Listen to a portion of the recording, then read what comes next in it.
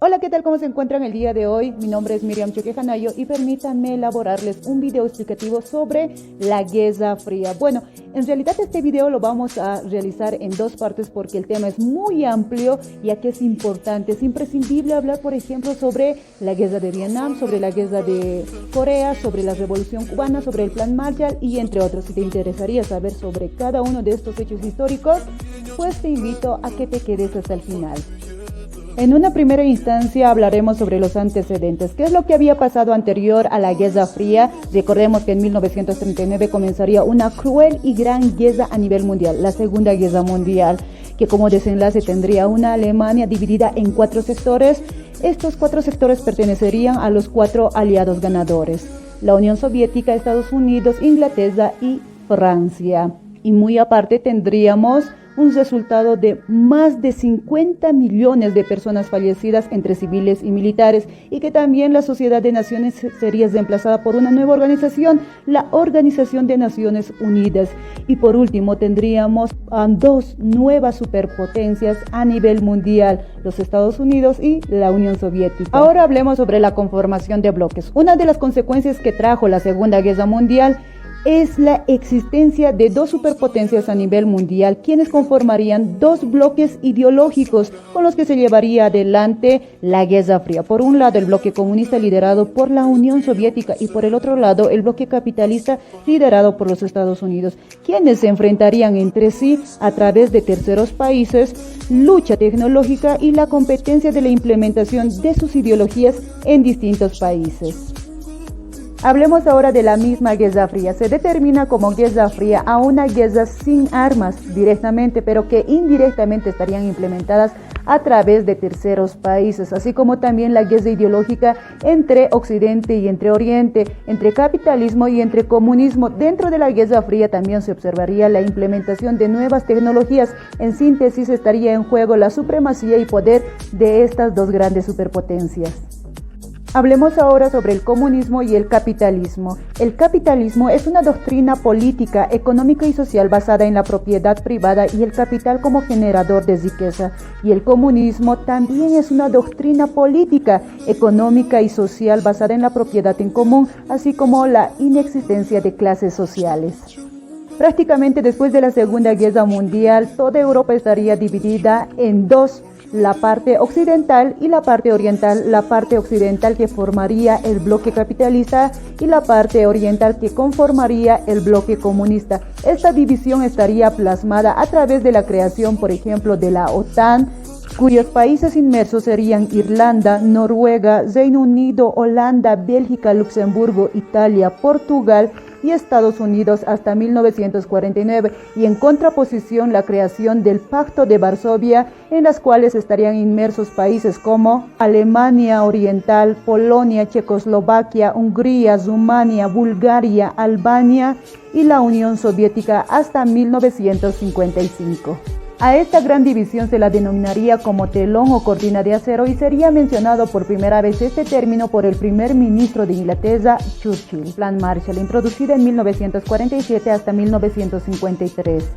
Posterior a la Segunda Guerra Mundial y posterior a la conformación de estos 2 grandes bloques ideológicos, políticos, económicos, los Estados Unidos implementa el Plan Marshall para reconstruir Europa después de todos los desastres que produjo la Segunda Guerra Mundial.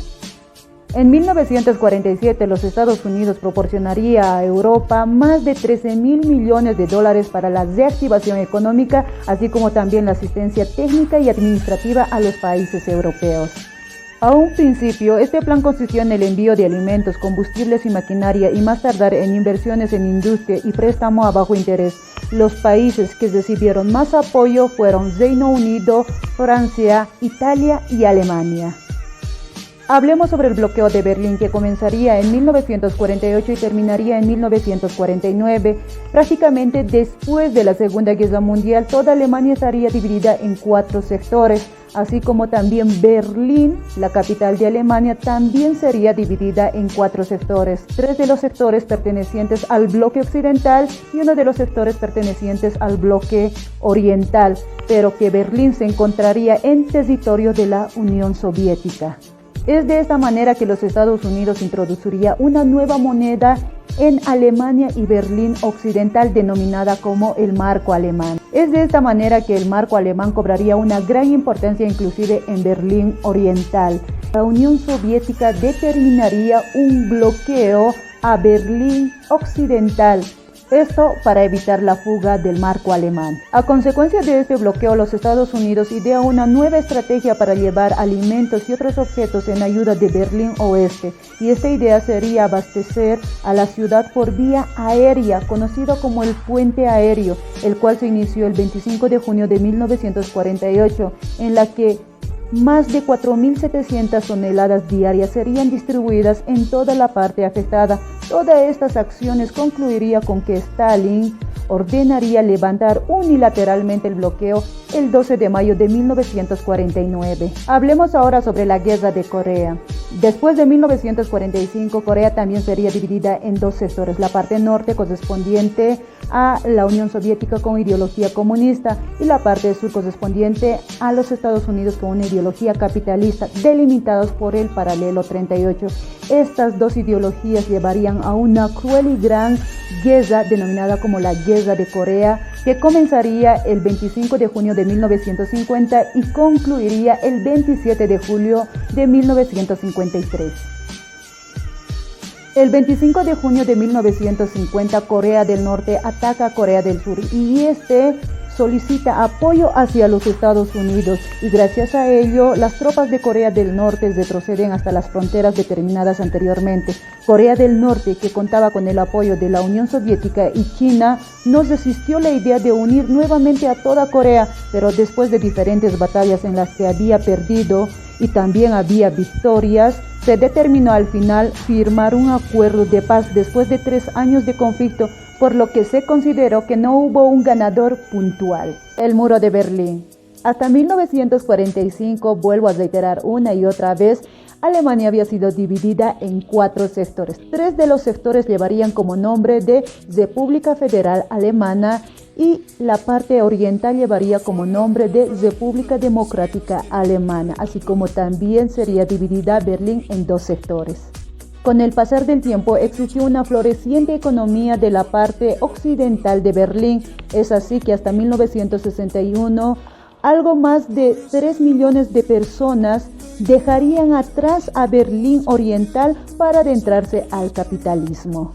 Es así que la República Democrática Alemana, al darse cuenta de la pérdida de población que sufría, la noche del 12 de agosto de 1961 decidió levantar un muro provisional de alambre de 155 kilómetros que separaba las 2 partes de Berlín, y durante los días siguientes comenzó la construcción de un muro de ladrillos.